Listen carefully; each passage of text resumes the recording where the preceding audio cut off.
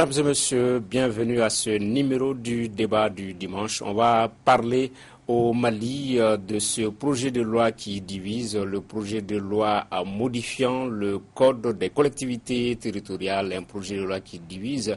Pour certains, ça va renforcer la démocratie malienne, la démocratie à la base. Mais pour l'opposition notamment, c'est un projet qui va conduire le pays vers la partition. Qu'est-ce que nos invités en pensent? Nous allons leur poser la question. On va également parler de la fin du forum de Kidal, la déclaration finale selon laquelle plus de 1500 participants ont fait le déplacement de la capitale de l'Adrar des Ifora, et également l'arrestation de ce chef d'Ansardine Sud, Keïta. On va également parler de la présidentielle tchadienne de dimanche prochain. Est-ce que c'est un scrutin sous haute tension? Les questions qui seront abordées par nos invités, Adam Cham du Républicain, Abdraman Ben Mamata Touré, juriste, Badou Sidi Koba, du journal Carrefour, et Serge Daniel, journaliste écrivain. C'est l'actualité de la semaine au Mali, l'adoption par l'Assemblée nationale du projet de loi modifiant le code des collectivités territoriales. Le projet a été voté par une écrasante majorité, 103 voix pour, avec cependant le boycott de l'opposition. Pour la majorité dont nous allons écoutez un membre ici, c'est un projet de loi qui va permettre de renforcer la démocratie malienne à la base et contribuer à la mise en œuvre de l'accord pour la paix et la réconciliation. Moussa Tembine est le président du groupe parlementaire RPM. L'annexe 1 de l'accord pour la paix et la réconciliation au Mali, issu du processus d'Alger, prévoit la mise en place, le cas échéant au plus tard 3 mois après la signature de l'accord, des autorités chargées de l'administration des communes, cercles et régions du Nord durant la période intérimaire. La mise en œuvre de ces engagements pris par les parties signataires de l'accord pour la paix et la réconciliation, signé à Bamako le 15 mai 2015 et le 20 juin 2015, nécessite la mise en place d'autorités intérimaires chargées des attributions dévolues au Conseil des collectivités territoriales pendant une durée n'excédant pas 18 mois. Cette loi renforce la démocratie locale à travers la participation de toutes les composantes sociales.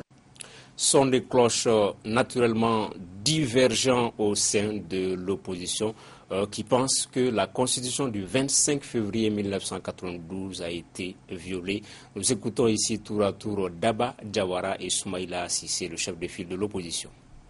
ECHO n'indique pas que le Haut Conseil des collectivités a donné son avis sur ce projet de loi en application de l'article 90 de la Constitution qui impose au gouvernement de saisir pour avis cette institution pour toute action concernant la politique de développement local et régional. Même s'il était prévu dans des accords des autorités intérimaires, il faut le faire avec beaucoup plus d'intelligence. Vous avez des communes, ils n'ont jamais vu la CMA, ils n'ont jamais vu la plateforme. Des communes qui, malgré l'insécurité, malgré les difficultés, ont été gérées et bien gérées.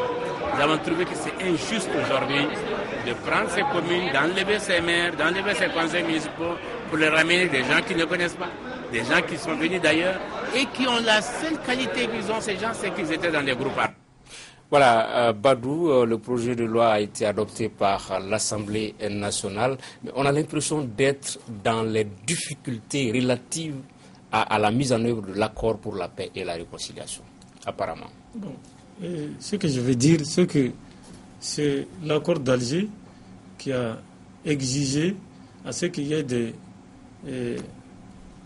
délégués et intérimaires dans les régions du Nord. Et je pense que c'est la mise en application qui est en train de poser problème. Parce qu'on dit que les délégués seront choisis respectivement par le gouvernement, par la CEMA, par la plateforme, par les chefs coutumiers et par la société civile.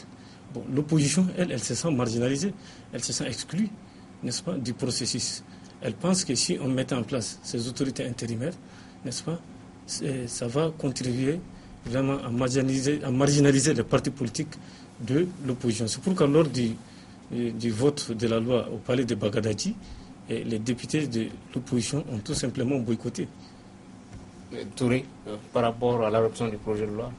Bon, c'est un projet de loi qui a donné l'occasion aux Maliens de voir quand même un premier débat de fond sur les questions de mise en œuvre de cet accord.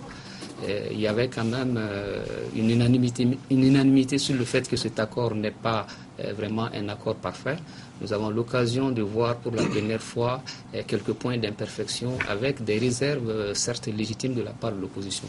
Au Mali, ce que nous avons réussi, moi je pense, c'est d'avoir maintenu une nation qui n'est vraiment pas ethnicisée.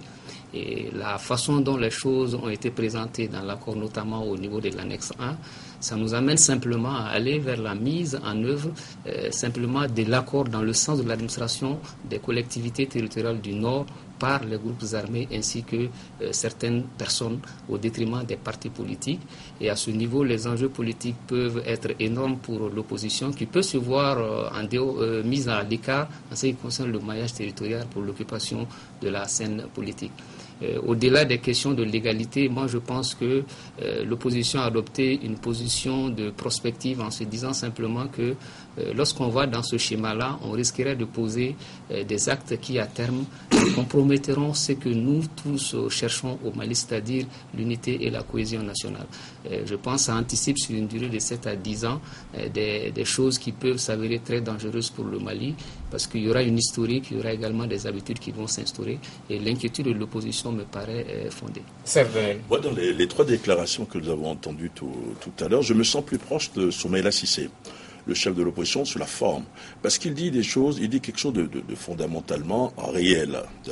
Il dit, mais écoutez, pendant longtemps, des localités ont été gérées dans le Nord, sur le territoire national, où on n'a même pas vu la présence de l'État, on n'a pas vu la présence de la CEMA, on n'a pas vu la présence des forces gouvernementales, et là, subitement, on va leur dire, foutez le camp, dégagez, c'est pas vous qui êtes DG. Ça, je pense que dans la méthodologie, dans la méthode d'approche, le gouvernement, les acteurs, les signataires de ce projet, ceux qui ont adopté ce projet de loi, ont manqué beaucoup de tact. Il faut beaucoup insister là-dessus, sur la mise en place consensuelle, je trouve, des autorités de transition. Maintenant, que dit la loi? Le problème, c'est qu'il faut appliquer l'accord d'Alger. C'est-à-dire que si vous signez un accord, il faut pouvoir le respecter, il faut pouvoir l'appliquer, mais l'appliquer avec intelligence. L'accord d'Alger, vous en parlez tout à l'heure, est clair là-dessus. C'est-à-dire qu'il faut mettre en place des autorités de transition transitoires, intérimaires, composées. Au départ, il n'était pas question d'ailleurs de parler de... La plateforme n'existait pas, puisque la plateforme a pris le processus en route, mais composée des principales forces. Mais les principales forces doivent être locales, donc forcément. Donc, on applique l'accord d'Alger, oui, mais il faut appliquer l'accord d'Alger avec beaucoup plus d'intelligence. J'ai suivi la conférence de presse qui a suivi de la majorité. J'ai eu l'impression que le ton de M. Moussa Dembélé était plutôt guerrier. C'est pas la guerre, monsieur Dembélé. Il faut pas donner l'impression que ceux qui sont contre le vote de l'accord ne sont pas des Maliens ou qui sont de mauvaise foi. Non, c'est la politique, c'est le champ politique et ils ont le droit de dire ce qu'ils ont envie de dire, de ce qu'ils pensent. Et ça, je pense qu'il faut chercher plus le consensus que de tenter à diviser sur une loi, un projet de loi très important. C'est l'un des projets de loi majeurs de l'accord d'Alger. Donc il faut plutôt aller vers le rassemblement et non chercher à diviser, comme l'a fait, à mon avis, le député de la majorité lors de leur conférence de presse. Adam Thiam. Moi, je connais pas le texte, je ne l'ai pas vu. Je me limite simplement à ce qu'en ont dit la majorité et l'opposition. Le gouvernement dit que ce code est d'application nationale, qu'il ne cerne pas entre le nord et le sud et que c'est simplement une modification du code de collectivité territoriale du 7 février 2012. Et l'opposition dit non, ce code nous amène un peu plus vers la partition du pays et menace, si ce code-là, si ce projet est adopté, de saisir la Cour constitutionnelle parce que pour l'opposition, c'est une violation de la Constitution malienne. Alors la question qui me vient à l'esprit, c'est est-ce que si on avait oublié le mot CMA, on avait oublié le mot accord de paix, on aurait pu proposer en mars 2016 un projet de code révisant un projet de loi révisant le code de collectivité territoriale, parce que n'oublions pas où nous sommes.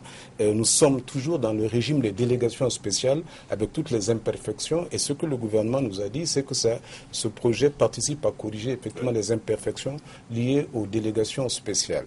Alors, pourquoi est-ce que c'est devenu une espèce de discussion sur l'accord d'Alger? Je pense que la majorité n'a pas eu les bons arguments, parce que ce qu'on a entendu, c'est Tembine dire que c'est la réalité du terrain, et Daba Diawara lui a dit oui, mais ce n'est pas parce que le rapport de force ne nous est pas favorable qu'il faut tordre le cou à la Constitution. Mais je me demande si, à vrai dire, ce projet de code n'arrange pas autant les délégations spéciales de Caille, Nyoro, Yelimane et Sikasso que le Nord, même si c'est spécifiquement une requête de la CMA, de la plateforme, qui nous conduit effectivement à accélérer le processus par lequel ce projet de code a été révisé. Okay. Le gouvernement tire aussi profit du texte voté, parce qu'en fait, ce texte, ce sera le premier pas du retour du gouvernement dans certaines localités, notamment Kidal. Et ça, il ne faut pas l'oublier, moi je pense. Mais le plus important, et je le pense, on en reparlera tout à l'heure quand on parlera de la réunion de Kidal, puisqu'il y a du nouveau, c'est qu'il faut vraiment de la méthode et que ça ne soit pas quelque chose de brutal. Nous avons la majorité à l'Assemblée nationale, nous faisons faire passer nous adoptons le projet de loi, et voilà. Non, ce n'est pas ça, c'est un enjeu national. Il faut, à mon avis, un consensus sur cette affaire. Okay. À mon avis, ce que je voulais dire, c'est le problème, ce n'est pas la discussion sur le code. C'est peut-être la signature de l'accord et ses conséquences, parce que c'est la conséquence de cela qui fait qu'aujourd'hui, nous n'avons pas, par exemple, d'élection communale. Oui, justement, c'est la question que je voulais poser à Touré. Touré, est-ce qu'on n'est pas rattrapé par le fait que, après la signature de l'accord, une étape majeure ait été sautée, c'est-à-dire l'étape de la Cour constitutionnelle qui devait vraiment sonder, savoir la constitutionnalité de l'accord pour la paix et la réconciliation. Aujourd'hui, les récriminations faites par exemple par Daba Diawara, si à l'époque on avait sondé la Cour constitutionnelle par rapport à la conformité de l'accord pour la paix avec notre Constitution, on aurait peut-être évité cela aujourd'hui. Oui, on aurait pu faire cela, mais le problème pour moi ne se situe pas simplement à ce niveau où il fallait consulter la Cour constitutionnelle ou pas. Ce qui est certain, c'est que cet accord a été signé et c'est un engagement. Ce n'est pas un texte de loi et la conformité de cet accord avec la Constitution ne peut être mesurée que dans le cadre de sa mise en œuvre. Si vous vous rappelez, il y a des implications institutionnelles. Si vous vous rappelez très bien, dans l'accord même, il est prévu que le gouvernement s'engage au titre des engagements des partis à procéder aux modifications législatives, voire constitutionnelles, chaque fois que de besoin.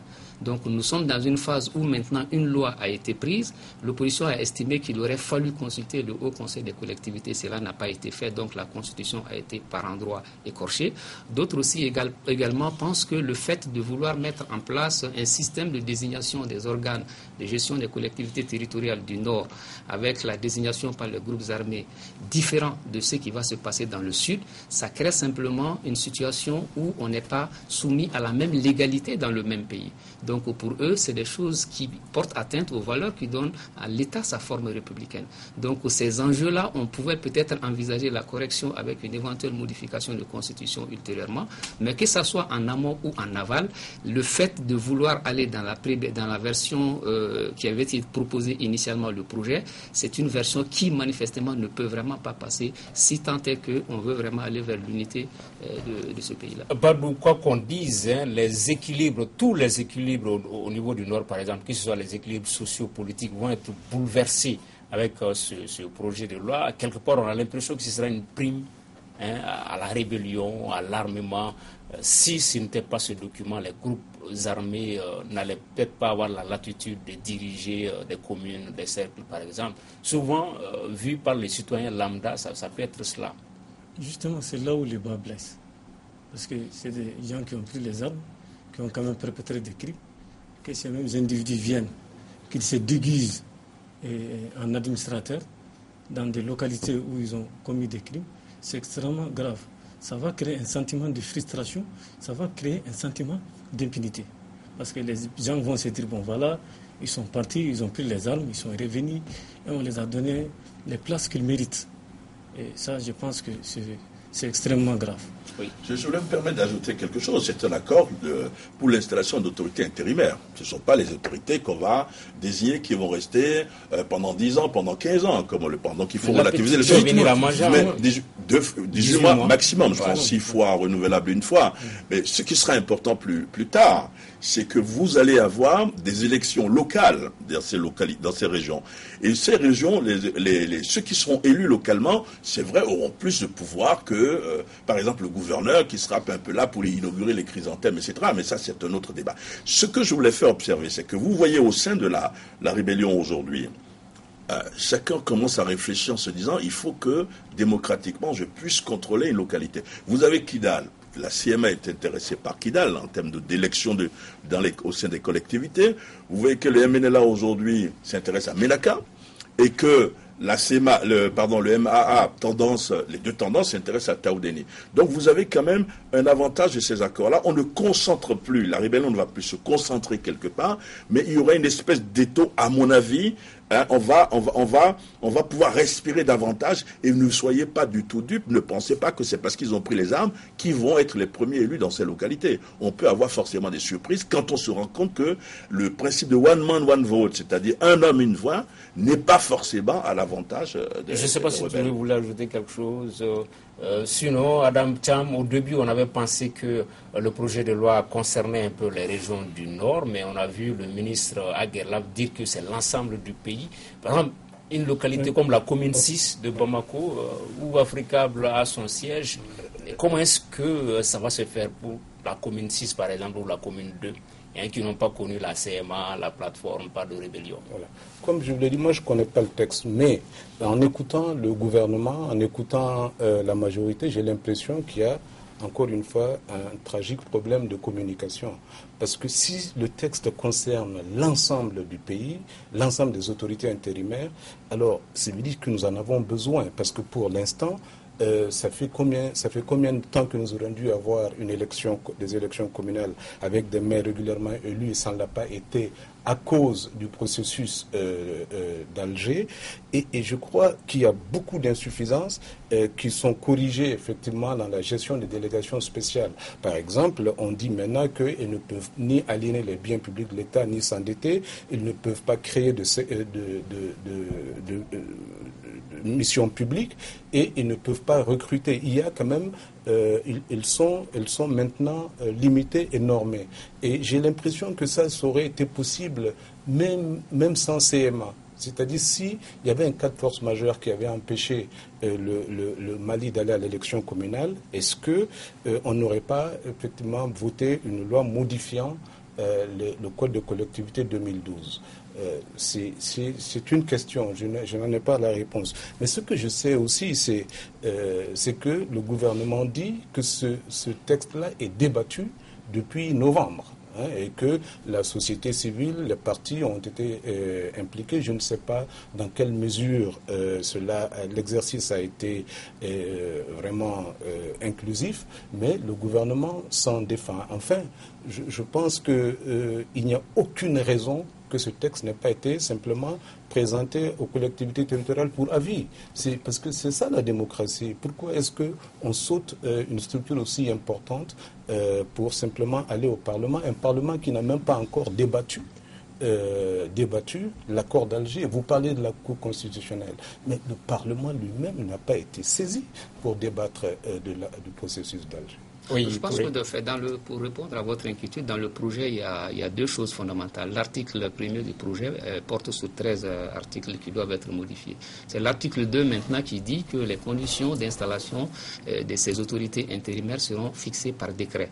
Et à ce niveau, maintenant, les régions du Nord, à savoir le Tombouctou, Gao, Kidal, Ménaka et Taoudéni, feront l'objet quand même d'une désignation spécifique, notamment en se conformant à l'annexe 1 de l'accord issu du processus d'Alger. Et c'est là où le vrai problème se pose. Sinon, il n'est pas envisagé que la CEMA vienne siéger, par exemple, en commune 6. C'est très important. C'est la spécificité. C'est très important et ça rassure notre ami. Moi, j'ai écouté le ministre Mohamed Aguerlab sur une radio qui expliquait clairement que ça concerne tout le Mali, mais effectivement, le détail, la précision que vous donniez tout de suite était importante. Ok. D'accord, un dernier mot là-dessus, Badou, avant de parler du forum de Kidal. On savait tous que l'accord n'était pas parfait. Maintenant, aujourd'hui, on est dans des difficultés d'application. Il faut aussi que le Mali avance, que nous sortions de cette impasse-là. L'heure doit être à l'union, comme le disait à l'instant Serge, quoique la chose ne soit pas aussi parfaite que cela. Oui, l'heure doit être à l'union sacrée. Opposition et majorité doivent comprendre que c'est l'intérêt supérieur de la nation qui doit primer. Mais le problème, c'est que le gouvernement a le couteau sous la gorge. C'est pourquoi il veut appliquer les accords d'Alger à la hussarde. Moi, je pense qu'il faut aller avec... En foulant, en piétinant les institutions. Il faut aller avec prudence. Il faut aller avec célérité, mais avec prudence. Oui, Adam. Non, mais il a raison. C'est-à-dire, donc, le nouveau projet dit que les autorités intermédiaires ne peuvent pas rester plus d'un an. 6 mois, renouvelable une fois. Mais qu'est-ce qui va se passer si, par exemple, nous n'arrivons pas à aller aux élections communales dans un an? Parce que les élections communales exigent une révision constitutionnelle. Parce que les arrangements institutionnels d'Alger ne peuvent pas être faits sans une modification de la Constitution. Alors, qu'est-ce qu'on va faire dans un an? Quoi qu'on dise, il y a un problème de compétence globale du gouvernement qui est effarant. Parce que pourquoi ils mettent un an? Juste un an renouvelable qui va encore créer d'autres problèmes dans un an si on est obligé de garder les délégations intérimaires. On est aussi pas optimiste là-dessus. Mais c'est pour des personnes qui avaient des velléités sécessionnistes, qui rêvaient de créer une république, quand on leur donne le pouvoir 6 mois, 12 mois, 18 mois, est-ce que vous pensez qu'à la fin, c'est des gens qui vont lâcher aussi facilement, étant donné qu'il y avait déjà des velléités sécessionnistes, d'autonomie, de république et tout? Ça, c'est le problème de manque d'explication des textes, tout simplement. Il ne faut pas penser que on va avoir des autorités intérimaires dans ces régions pendant 6 mois, pendant 6 mois encore, les bras croisés et qui vont rester là. Non, c'est-à-dire qu'on doit profiter, à partir du moment où vous avez des représentants du pouvoir, des groupes armés, diriger les collectivités, on en profite pour faire le désarmement, le processus de désarmement, on fait revenir les réfugiés, on prépare les élections, c'est tout un processus, est-ce que vous voyez? Je comprends très bien quand j'écoute les Maliens, des amis, ils me disent non, ils ont vendu le nord du pays, c'est-à-dire qu'il y a un manque d'explication sur le texte. On ne va pas être là pendant un an en disant que non, la rébellion va diriger telle localité, c'est tout un processus, c'est-à-dire que l'État avance, l'État prend pied dans ces localités, mais il y a un manque criard d'explication de la part du gouvernement. Deuxième thème de l'émission, et nous restons autour du même registre avec la fin du forum de Kidal. Selon la déclaration finale, il a enregistré la participation de plus de 1500 personnes venues de Ménaka, Taoudouni, Gao, Tombouctou et des pays voisins, selon ces images donc de sahélien.com. Et quand on lit la déclaration finale, le forum a permis de faire l'état d'avancement de la dynamique inter- et intracommunautaire enclenchée à Anefif. Il a cependant déploré l'absence de l'État et de la plateforme et accueille la demande des participants et de la population pour l'organisation prochaine d'un forum Badou, cette fois-ci sur l'éducation. Bon, et avant de commencer... Peut-être ça, ce sont les perspectives. Après le forum de Kidal, il ne faut pas être surpris de voir un autre forum, cette fois-ci sur l'éducation. Bon, moi je pense qu'il faut donner une précision. Il y a quelque chose qui me taraude chaque fois. Chaque fois on parle de l'Azawad, J'aimerais donner une précision au Mali. Le terme Azawad n'est pas une inquiétude en soi parce qu'il y a la province de Yatenga au Burkina. Le royaume de Yatenga a bel et bien existé et qui ne connaît pas le Yatenga Naba Nassere Premier. Donc, au-delà, moi je dirais que dire qu'il y aura par rapport au forum lui-même, moi je dis que le forum en partie a été un échec. Le forum en partie a été un échec. Pourquoi? Parce que la plateforme n'a pas été invitée. Le gouvernement n'a pas été invité. Peut-être que Moriko a été pour sauver la face. La présidente de Moriko quand même a montré que, n'est-ce pas, il y a une certaine unicité au Mali. Ça, c'est une précision, un détail qu'il faut donner. Bon, dire qu'il y aura un forum sur l'éducation, alors que ce forum n'a pas donné les résultats escomptés, je pense que c'est un peu de l'aberration. Touré, sur l'issue du forum de Kidal? Moi, je pense que ce forum, quand même, a été un double échec parce que c'est comme une histoire de mariage sans la mariée. Parce qu'on a dit initialement que le forum de Kidal, c'est l'approfondissement... C'est qui le marié, c'est qui la mariée? Non, c'est l'approfondissement de ce qui a été déclenché à Anefif. Maintenant, ceux qui ont initié Anefif n'étaient pas tous là. Donc il y avait une partie, notamment la CEMA, qui a décidé d'organiser son forum sans également avoir la possibilité d'être avec les autres qui étaient à Anefis. Après, ils ont dit que c'est un forum de dissémination de l'accord. Moi, je pense qu'ils ont dû chercher des explications à la fin. Il y avait, pour transformer ce forum quand même raté en séance collective d'information. Moi, je dis simplement, ça dénote du fait qu'on est en face de personnes qui ne sont vraiment pas en mesure de respecter certains engagements. On nous a embarqués, nous avons eu également des séances de communication, nous avons eu un peu d'espoir à un moment donné. À la télévision nationale, on a vu même des passages, on flattait un peu l'avènement de ce forum pour la paix. À la fin maintenant du forum, l'ORTM n'a pas du tout communiqué sur le forum, comme si ça n'a pas eu lieu.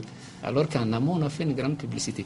Je dis simplement la seconde chose que ça me... Bon, par principe, on ne touche pas aux autres organes. Voilà. La seconde chose, c'est simplement la dimension financière et puis également, ça a prouvé un peu que notre gouvernement s'est fait avoir une fois de plus.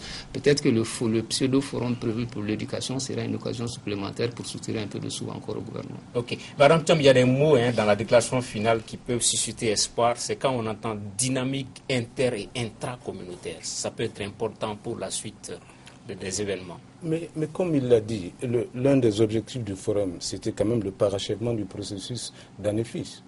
Et le processus d'Anefis, c'est la CMA et la plateforme. La plateforme n'était pas à Kidal. Et on ne nous a pas dit pourquoi. Et donc, Kidal, de ce point de vue, peut avoir été effectivement une espèce réussi une espèce de catharsis avec les populations de l'Adrar, mais écoutons seulement le discours de Al-Khabas. C'est mes frères, mes sœurs de l'Azawad. Et là, quand vous dédramatisez, je vous comprends, mais l'Azawad, ça n'est pas la même acception que Yatenga. L'Azawad est une superficie réclamée, les contours sont connus et ça n'est pas du tout le petit espace pastoral qu'il y avait à Taoudéni, qu'il y avait dans la région de Tombouctou. C'est un espace beaucoup plus grand et une nouvelle revendication. Donc de ce point de vue, continuer à revendiquer l'Azawad, pour moi, est un problème et c'était dans le discours de Al-Khabas. Enfin, le gouvernement s'est fait avoir, on peut pas, c'est même pas la peine de répéter ça. Ag Mahmoud a dit que le gouvernement a quand même payé 200 millions comme avance et il a même dit comment cet argent a été reparti. 20 millions, voilà, euros, c'est comme et 40 ça. millions. Voilà. Et donc, que 100 millions ont été donnés à la plateforme et 100 autres millions à la CMA. Alors, on ne sait pas ce que la plateforme va faire de ces 100 millions et on ne sait pas ce que la CMA a fait de ces 100 millions. Oui, alors, il y a quand même des images fortes là. L'image, c'est, vous l'avez dit tout à l'heure, M. Ouma Mariko, à Kidal, ça veut dire qu'on peut aller à Kidal sans qu'on ne tire un seul coup de feu. Ça me paraît important. La deuxième chose que je souhaitais dire, il y a eu 2 motions de remerciement. Ils savent très bien comment ça se passe. Motion de remerciement au gouvernement pour avoir voté le projet de loi sur l'accord intérimaire, motion de soutien au président de la République. Mais pour moi, l'après-Kidal a commencé. Puisque samedi, c'est-à-dire hier, il y a une délégation de la CEMA qui est à Bamako, depuis hier, vous le savez. Ils ont rencontré la MINUSMA. Et ce matin, aujourd'hui, ce dimanche, vous avez eu une rencontre à Bamako intramuros ici, de la CEMA et du gouvernement, justement sur l'application du reste du processus. Donc la réunion s'est tenue, c'est dommage, sans le gouvernement, on l'avait dit la dernière fois. Mon point de vue, c'est que le gouvernement s'est fait avoir parce que le gouvernement souhaitait une chose, c'est aller à Kidal, mais que symboliquement, et c'est peut-être normal qu'il y ait une présence symbolique de l'armée, du drapeau national. Le Premier ministre ou un membre du gouvernement n'allait pas se rendre à Kidal et voir un drapeau se mettre au garde à vous devant le drapeau de l'Azawad. Mais ils n'ont pas bien négocié cela. Et de l'autre côté, les autres ont pu réunir leurs cadres, les parents qui sont sont venus d'un peu partout.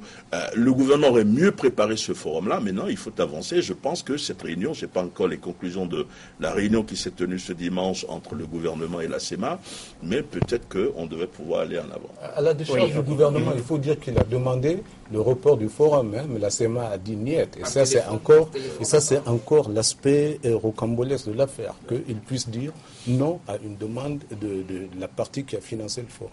Oui, forcément, le gouvernement sera à Kidal parce que Koïma Mahmoud, le gouverneur qui vient d'être nommé, est Touareg. Il est ici de Kidal, donc forcément, si lui sera à Kidal, on ne va pas le tirer d'ici. Et l'autre élément que je souhaitais ajouter, je rejoins un peu maître, c'est-à-dire au cours du forum, Al-Gabas a parlé d'infrastructures, il a parlé du retour de la sécurité. Je pense qu'il y a d'extraordinaire a été dit. Tout ce qu'il a dit a été déjà dit. Et le gouverneur, je voulais ajouter tout juste, le gouverneur qui a été nommé de Kidal a été nommé, d'après mes informations, avec l'appui de la rébellion. C'est-à-dire que la rébellion a l'ex-rébellion. D'accord. Comme il y a des confrères qui n'ont pas pu atterrir à Kidal, ils étaient 7, ils étaient obligés de retourner à Mopti. Il s'appelle Souleymane Keïta, c'est un proche de Yad Agali, puisqu'il est chef de Ansardine Sud. Il vient d'être arrêté près de la frontière mauritanienne par les services de renseignement du Mali. Touré, c'est un joli coup de filet. Bien sûr. Moi je pense que c'est un joli coup de filet dans la mesure où pendant longtemps on s'est plaint du fait qu'on n'avait pas un service de renseignement suffisamment étoffé pour pouvoir vraiment intercepter et arrêter ces personnes-là. Et la rapidité avec laquelle ils l'ont intercepté, le professionnalisme également qui a suivi, me rassure énormément.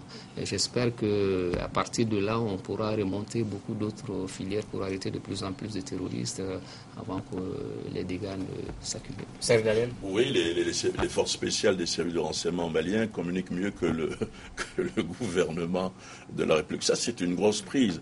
En plus, vous avez vu les photos, l'image que nous avons, monsieur a une calvitie prononcée. Et malgré qu'il avait caché sa calvitie dans un turban, on est quand même, enfin, calvitie prononcée, j'allais dire comme Madame Thiam, vous le voyez, mais on l'a quand même interpellé. Ça, c'est une prise très importante. Et je l'avais dit il y a quelques mois, on dit oui, l'État n'a pas les moyens, c'est vrai, parfois, mais il y a du travail qui se fait, ça c'est concret. C'est lui qui était à Samanco, c'est-à-dire dans les faubourgs de Bamako, ceux qui ont voulu installer un camp dans les faubourgs de Bamako, dans l'attaque de l'Autogar, dans l'attaque d'une résidence de personnel de la MINISMA, c'est lui qui faisait le lien entre Yadarali et le sud, c'est à Misséni au sud, c'était lui, à Fakola, vers la frontière ivoirienne, c'était lui, donc c'est vraiment une très très grosse prise. Badou. Moi je pense que Souleymane Keïta est une grosse prise parce qu'il est le représentant de Yad au sud. Il dirige la Khalifa Ibn Walid, donc le fait qu'il a été arrêté dans la forêt classée de Ouagadougou par les forces gouvernementales, ça rassure, ça remonte le moral non seulement de l'armée nationale, ça remonte le moral du gouvernement, ça remonte le moral du peuple malien tout entier. Ça veut dire que désormais tous les terroristes patentés doivent craindre, doivent s'inquiéter parce qu'ils iront, on ira à leur recherche. Madame Thiam. Trois choses. Donc c'est une très bonne prise, il n'y a pas de doute que Souleymane est une figure forte de Ansardine Sud. Ce n'est même pas un jeune, il est né en 68, donc presque la cinquantaine. Alors il est forcément un des encadreurs de la Katiba et c'est donc une très bonne prise, il n'y a pas à dire. Et surtout que ça suit quelques jours après ce qui s'est passé à Gossi, à Tombouctou, où deux présumés assaillants de Grand Bassam ont été arrêtés. La deuxième chose est c'est un peu une réserve, c'est-à-dire l'information, nous la croyons à cause de la crédibilité de nos confrères qui ont diffusé cette information. Il n'y a à l'heure actuelle aucun communiqué officiel, ni sécuritaire, ni judiciaire, ni du porte-parole du gouvernement. Et constater en Europe quand ça se passe, à les premières heures, il y a tout de suite une fuite, on saisit les médias qui diffusent, mais après il y a toujours un backup, il y a donc une information officielle qui permet de traiter ça. Moi, je n'ai pas vu. La photo est une photo qui a été diffusée par les services de sécurité. Effectivement, mais on n'est pas obligé de faire comme en France ou ailleurs aussi. Il y a les habitudes ici. Bon, c'est vrai. Non, alors, je suis sérieux. Vous avez raison. Vous avez raison. L'information est officielle. Sinon, il y aurait eu un démenti, à mon avis. Mais vous avez raison. Le procureur aurait dû se présenter, aurait dû parler. Donc là, vous avez parfaitement raison. Parce que c'est quelque chose de très... La troisième chose, c'est là où il a été chopé. Et donc, vers la forêt de Ouagadougou, il ne faut pas oublier que cette zone est une des zones les plus islamisées. Ce n'est pas loin. Vous savez, c'est très possible par Sokolo d'aller vers Banamba, etc. Donc nous parlons d'une zone, mais vraiment dont la religiosité est très ancienne. Nous parlons d'une zone où tu as plus de 600 écoles coraniques en tout. Nous parlons d'une zone où il y a 2 universités arabisantes. Donc ça n'est pas rien. Et je pensais, moi, d'ailleurs, que la forêt de Ouagadougou avait été totalement pacifiée, mais je suis étonné de voir qu'en fait, elle peut encore servir de refuge aux djihadistes. Ok.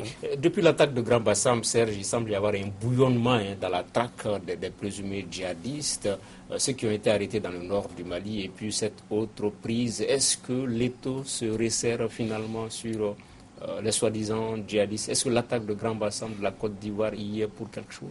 Je crois que finalement les services ont senti la nécessité de travailler ensemble. Vous savez qu'il y a une mission importante des services de renseignement ivoiriens qui étaient là. Ils sont partis il y a 48 ou 72 heures, je crois. Et on se rend compte qu'il y a un noyau qui a commis des attentats à Bamako, des attentats à Ouaga, des attentats à le Grand Bassam. Et là, c'est plutôt à l'actif des services qui commencent, à mon avis, à travailler ensemble. Ce qui manquait, parce qu'à l'époque, on voulait faire croire, ou on disait tout simplement que le problème, c'était le nord du Mali, alors que si ça part du nord du Mali, ça va ailleurs, mais ça revient là. Et l'autre outil, à mon avis, c'est la lutte contre la cybercriminalité, à mon avis. Vous avez vu le ministre porte-parole du gouvernement ivoirien s'est exprimé il y a quelques jours. Il a dit « Nous avons pu les arrêter essentiellement parce que nous avons des écoutes téléphoniques, nous avons repéré leur téléphone. » Oui, Touré, elles ne sont pas aussi incompétentes que cela, les forces spéciales du Mali. On se rappelle Wadoussen, il y a eu Radisson, ce qui ont joué comme effort. Il y a aujourd'hui cette autre arrestation. Ça donne de l'espoir, comme le disait Badou. Effectivement, ça donne beaucoup d'espoir. Le fait que, dans un premier temps, on ait été pris de court partout dans le monde, les terroristes, ils ont toujours un cran d'avance sur les services. Et nous avons mis un peu de temps avant de comprendre, de poser beaucoup de choses sur place, avant de pouvoir mener des investigations. Ça a été dit ici plusieurs fois, le maillon le plus faible dans la lutte contre le terrorisme, c'est l'absence de renseignement, l'absence de coordination entre les différents services des différents pays. Je pense que les pays ont compris cela. Nos forces de sécurité intérieure également ont travaillé énormément sur ces choses-là. Il y a des compétences qui se sont développées, une expertise également, qui fait qu'on peut, par jonction, par mutualisation de moyens, parvenir à donner des informations, que ce soit vers la frontière Mali-Mauritanie, vers la frontière Mali-Côte d'Ivoire ou le Burkina, ou vers le Niger, donner des renseignements pour pouvoir identifier les personnes et les arrêter éventuellement. Autre thème de cette émission, avec cette présidentielle au Tchad dimanche prochain, Idriss Déby, ethno au pouvoir depuis 26 ans, est candidat pour un 5e mandat. Touré, est-ce que c'est finalement la candidature de trop pour Idriss Déby? Bon, candidature de trop, je ne dirais pas. Quand on regarde les élections au Tchad et qu'on situe géographiquement le Tchad, un pays membre de la CEMAC, on se rend compte que c'est la région où les chefs d'État ont le taux de longévité le plus élevé. Et Idriss Déby se trouve être pratiquement le cadet, et avec Théodore Obiang-Nguema, 37 ans de pouvoir, Paul Biya, 34 ans, et l'autre aussi, Dos Santos, 37 ans pratiquement. La constitution tchadienne permettant à Idriss, et voilà, la constitution tchadienne permettant à Idriss Déby de se présenter, et compte tenu aussi des faiblesses qui sont également dans la machine d'organisation de ces élections, il est peu probable qu'il y ait un second tour, parce que j'ai cru voir qu'il y avait un système de carte biométrique sans accompagnement des kits permettant d'identifier si le porteur de la carte est réellement le propriétaire. Au-delà de ça aussi, il y a les responsabilités quand même que Idriss Déby assure en tant que chef, président de l'Union africaine.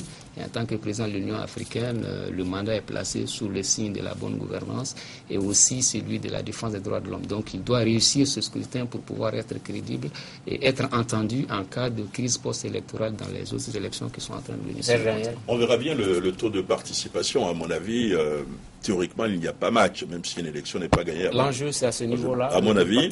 Mais ensuite, vous savez qu'il y a une grève au sein de la fonction publique tchadienne. Est-ce qu'on verra donc le taux de participation? À mon avis, c'est le principal enjeu. Oui, sinon, la messe est dite. Qu'il gagne l'élection, il n'y a pas de doute si on va aux élections. Parce que l'opposition est très affaiblie depuis très longtemps, même si Saleh Kebzabo bénéficie cette fois-ci de l'amitié d'un Zagawa, donc de l'ethnie du président, d'une amitié très forte, d'une personnalité morale reconnue au Tchad, M. Djamous. Et il y a aussi, c'est vrai, la société civile qui, à travers 3 associations, est en train de demander effectivement que Déby ne se présente pas. L'Union des syndicats du Tchad l'a demandé, mais c'est trop tard. Déby est candidat, sa candidature a été validée et Déby est non seulement fort de sa longévité au pouvoir, mais il est fort de son rôle dans la sous-région. Il est vu presque toutes les capitales occidentales comme un peu le stabilisateur de la région sahélienne et ça m'étonnerait effectivement qu'il se fasse remonter les bretelles comme Sassou Nguesso l'a été par Paris. Oui, Badou. Moi, je pense que Idriss Déby sera réélu. Et sa réélection, vraiment, il aura une certaine légitimité parce que je rejoins un peu Adam Thiam, que ce soit Saleh Kebzabo, que ce soit Noureddine Delwa Kassiré Koumakoui, que ce soit Dadniadi Djamningar. Donc, ils ont tous décidé de participer à cette élection. La seule figure de poule qui ne pourra pas participer à cette élection, c'est Ngarledji Oronga, parce qu'on dit qu'il y a un problème de photo. Donc, Ngarledji Oronga ne pourra pas se présenter. Et ce que j'aimerais ajouter rapidement, c'est que depuis qu'il est venu à la tête du Tchad, c'est vrai qu'il a éliminé ses opposants, Laouken Bardet, Abbas Koti, Adam Togo, Youssouf Toguemi, qui a été son ministre de l'Intérieur. C'est quand même, il a amené une certaine stabilité. Parce qu'il a duré au pouvoir. Avant, les François Ngarta Tombalba est venu, n'a pas duré. Félix Maouloun est venu, n'a pas duré. Beaucoup de Wada avec le Gount n'a pas duré. Issa Nabré est venu, n'a pas duré. Oui, on peut choquer c'est un phénix, Serge Daniel, puisqu'en 2008, il y avait une rébellion aux portes du palais même à N'Djamena, mais Idriss Déby, il a su renverser la situation. Oui, tout à fait. À l'époque d'ailleurs, si n'importe quel conseiller, Adam notamment, lui aurait demandé de partir, mais lui il est resté.